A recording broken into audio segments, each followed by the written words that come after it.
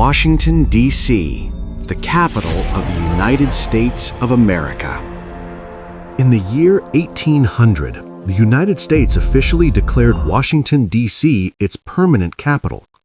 On paper, it was a bold decision, one meant to unite a young nation and give it a neutral seat of power. But for those who arrived that year, Washington did not feel like a capital at all. It felt unfinished. It felt quiet. It felt uncertain. Where visitors expected grandeur, they found muddy roads, scattered buildings, and long stretches of emptiness. Washington, D.C. was not yet a city of power. It was a city of intention, built more on hope than reality. A capital carved from wilderness.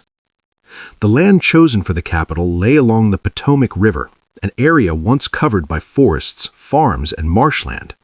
Summers were humid and thick with insects. Winters were cold, damp, and unforgiving. Much of the ground turned into deep mud after rain, making travel slow and exhausting. The grand plan designed by Pierre Charles L'Enfant promised wide avenues, open spaces, and monumental buildings. On maps, Washington looked impressive. On the ground, those same avenues were nearly empty paths cutting through wilderness. Tree stumps remained where future landmarks were meant to rise. At night, darkness swallowed the city.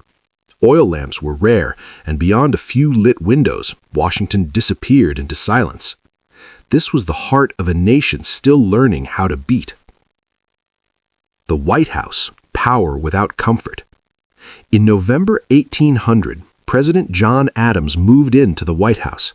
The moment should have symbolized strength and permanence. Instead, it revealed how fragile the city truly was. The White House stood isolated, surrounded by open land and unfinished roads. Inside, the building was cold, damp, and echoing. Many rooms were incomplete. There was no running water, no electricity, and no proper heating. Fires burned constantly just to make the space livable. Wind slipped through cracks in the stone. The smell of wet plaster and fresh construction filled the halls. Furniture was scarce. Silence was everywhere.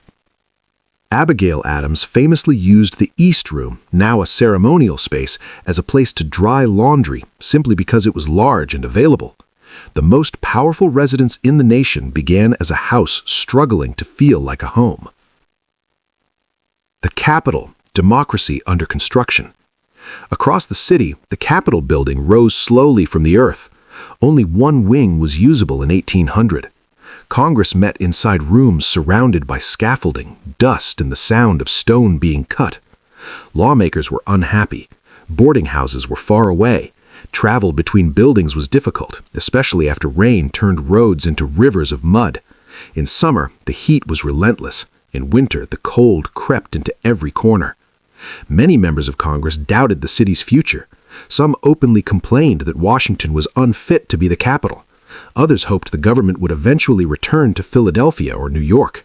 To them, Washington, D.C. felt like a mistake. Everyday life in a harsh city. For ordinary residents, life in Washington was defined by hardship. Most people lived in small wooden homes or crowded boarding houses. Clean drinking water was difficult to access. Disease spread easily, especially malaria and yellow fever. The city had no proper sewer system, and waste often flowed through open drains. Markets sold basic food, bread, meat, vegetables, but supplies were inconsistent. Taverns played an important role in daily life. They were places to eat, drink, exchange news, and escape the exhaustion of the city. Crime existed, though it was often driven by desperation rather than organization. Theft, street fights, and drunken violence were common. Law enforcement was limited, and justice was uneven. Washington was not beautiful, but it was alive. Slavery at the center of power. Perhaps the greatest contradiction of Washington, D.C. in 1800 was slavery. While the city represented liberty and democracy, enslaved people were deeply woven into its daily life. They cleared land, built roads, carried stone, cooked meals, and served powerful families. Even the buildings meant to symbolize freedom were constructed in part by enslaved hands. Slave markets operated openly within the capital. Men, women, and children were bought and sold not far from the capital itself. Families were separated. Chains and auctions were part of the city's normal rhythm. Freedom and bondage existed side by side, rarely questioned, often ignored. Politics without distance or restraint. Early Washington, D.C. was raw and personal. There was little separation between public duty and private rivalry. Arguments in Congress turned into shouting matches. Insults filled newspapers. Accusations were printed openly for all to read. Many politicians carried weapons. Duels were fought over honor and reputation. Violence was not hidden behind closed doors. It was visible, accepted, and sometimes celebrated. This was a capital still learning the rules of power. Few loved Washington. Foreign diplomats mocked Washington. They compared it unfavorably to European capitals and described it as scattered, inconvenient, and unfinished. Even Americans complained about living conditions. Few people came to Washington by choice. Most came because duty required it. Many left as soon as their work was done. And yet, despite criticism and discomfort, the city did not disappear.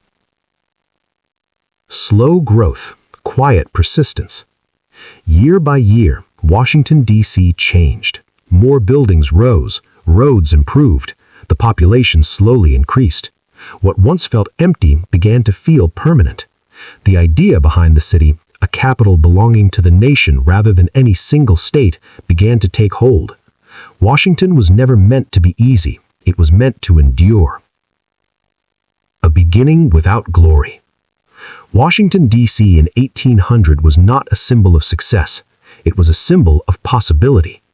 It was a city born before it was ready, carrying ideals it could not yet fulfill.